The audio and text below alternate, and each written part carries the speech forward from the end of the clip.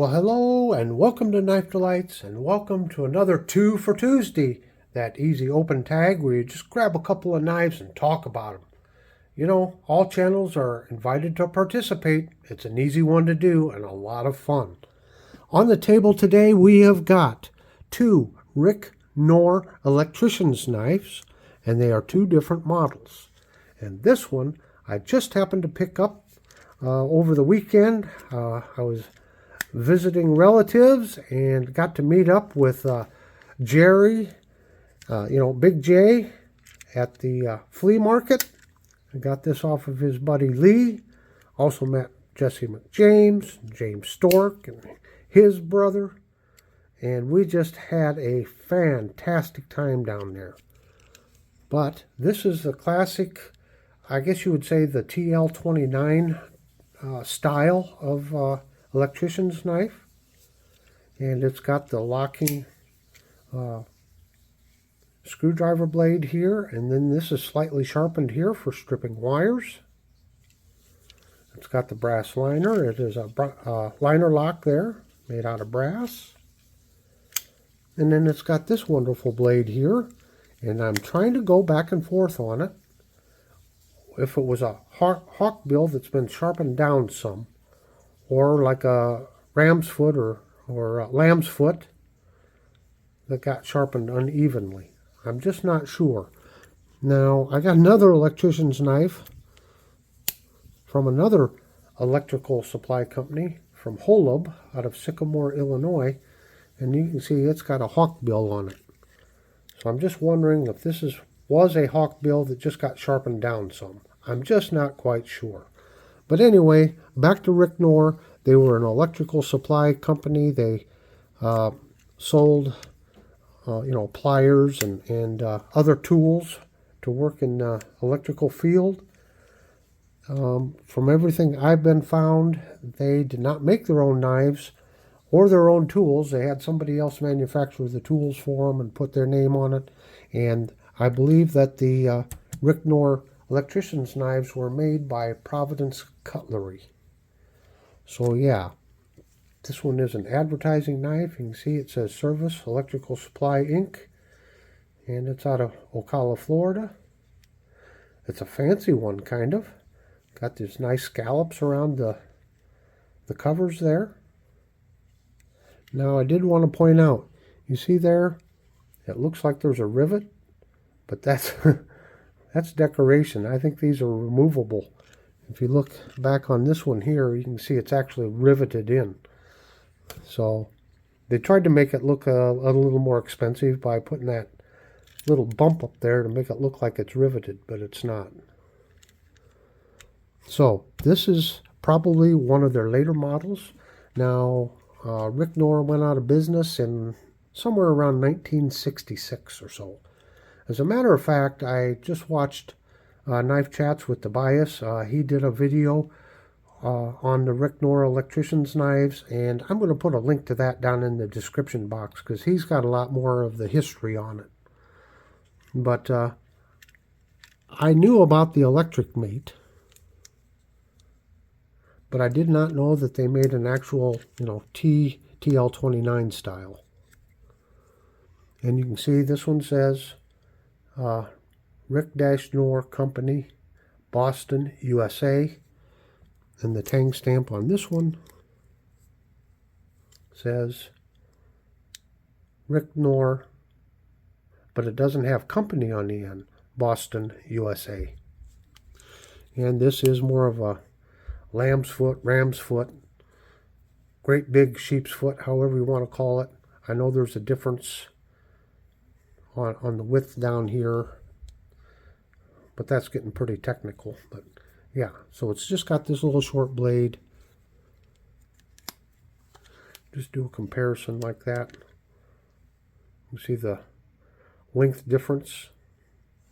But what's cool about this one is the Barlow style knife, and it's got electric mate on there. Isn't that cool? Yeah. Now the ones that Tobias was showing, he had one or two like this, and he also had one where, well, you can see in this one, it's kind of like a, a rounded, I don't know, saw cut, rounded scallop there. There's some texture there. And there was also one that had just smooth plastic like that one. And this one has the, like a steel liner lock. It's not brass. You can see there it's steel. So I'm assuming this is one of their older ones. Probably maybe from the 40s or 50s, somewhere in there. So a little bit of difference. And there's the screwdriver blade on this one. Now, as they say, Houston, we have a problem. Now, I have talked about shell covers before, and this is a shell cover. Both of these knives have the shell covers. Well, maybe not. Maybe no. This one's riveted on. This one's actually riveted on. But this has the shell covers, and you can see one of the little tabs down here on the end is broken off. That's what those little tabs look like. They're very thin, they're very weak, they're fragile. When I bought it, it wasn't broken, and just one day I picked it up and I noticed it was broken. So it's broken up here, but not down here. The tab is still on down there. And so what I'm going to do, I've been trying to figure out what is the best way. There, I can get it popped up and out. I can turn this just a little bit. Well, I did have it turned. There we go. What I'm going to do is I've got two different types of tape. I have this alien tape, which is a little bit thicker. Oh, yeah, I hit this one here. It's a little bit thicker. And then I have some Gorilla tape. And it's double-sided tape. So I cut a piece. You can see the difference in the thickness there. This is a little deeper than this. So we're going to try this. Try to use this double-sided tape and see if that will hold these covers in place. Now I won't be, using this knife, so it doesn't have to be too bad. You know what? I'm going to pause. I got to peel the plastic off the other side, and that might take a minute. Hang on. Okay, there we go. So I'm going to put the thin piece down here. Hopefully it's wide enough that it stays. Wow. Doesn't want to stick on the other side, does it? Wow. How to get it in there. Okay. Now I'm going to take this bigger piece here. Hold on. Boy, the hardest part of this project is getting the plastic off the other side. Now let's set this thicker one down in here.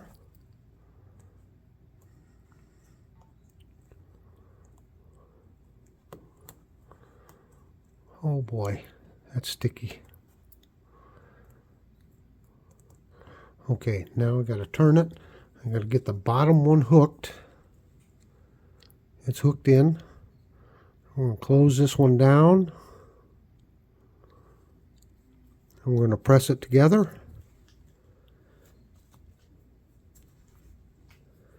I'm going to hold it. Pressure on it. What do you think, folks? Is it going to hold? I don't know. Well, it is. It's holding. It did hold. Look at that. Now, I'm still probably going to be kind of delicate handling this because I don't know how well it's going to hold, how long that will last.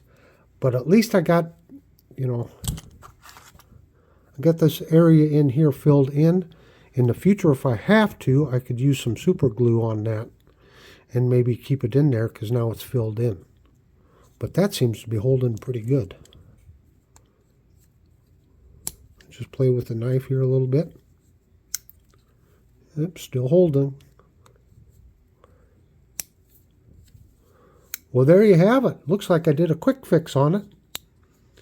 At least I don't have to worry about handling it so bad. I was always worried about handling it and, you know, tearing off that bottom one, but it's not sliding whatsoever. So, hey, what do you know? A quick fix here. Well, I certainly hope you've enjoyed this video on these RIC-NOR electrician's knives. Until next time, have a very delightful day.